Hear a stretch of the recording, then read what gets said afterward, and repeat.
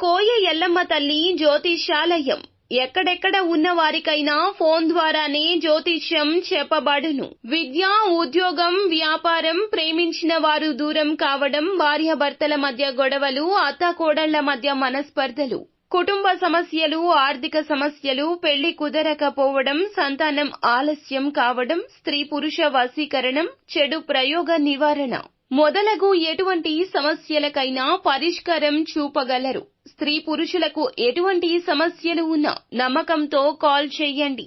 గురూజీ గోవిందరాజు 9703930797. ఏమిటి ఆ పరిస్థితి? ఎలా జరగబోతుంది? భగవంతుడా, నేనేం పాపం చేశాను? ఇలా బాధపడకండి. మీరు ఒకసారి వీడియో చూడండి. ఎందుకు ఈ పరిస్థితి కలగబోతుందో, ఈ పరిస్థితి నుండి బయటపడాలంటే మీరు చేసుకోవాల్సిన దేవత ఆరాధన కూడా ఈ వీడియోలో తెలుసుకుందాము. వీడియో మీకు నచ్చితే తప్పకుండా ఒక చిన్న లైక్ చేసి మమ్మల్ని సపోర్ట్ చేయండి. ఇక ఆలస్యం లేకుండా వీడియోలోకి అయితే మనము వచ్చేద్దాము. ఈ రాశి వారికి ఈ రోజున ఒక భారీ నిజం బయటపడుతుంది. ఇది గుండె తట్టుకోలేని స్థాయిలో బాధించే విషయం. ఎప్పటినుంచో ఎవరో ఒకరు మీకు దాచిపెట్టిన విషయం ఇప్పుడు మీ ముందే బట్టబయలు కాబోతుంది. దాంతో మీ కళ్లల్లో నీళ్లు ఆగవు.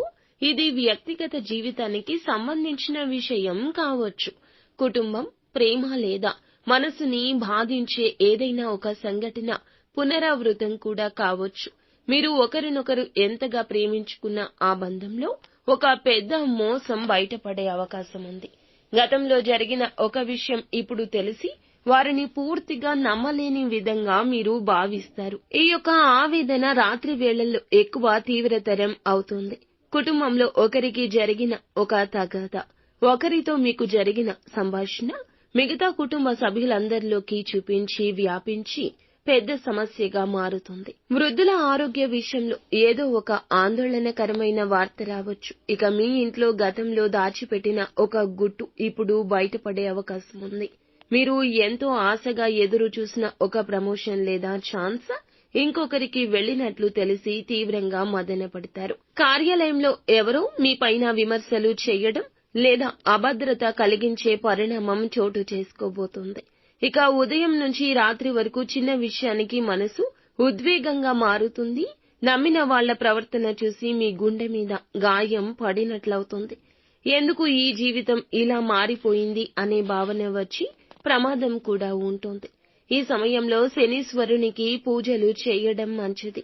ఓం నమో భగవతే వాసుదేవాయ అనే మంత్రాన్ని 108 సార్లు ఉచ్చరించండి.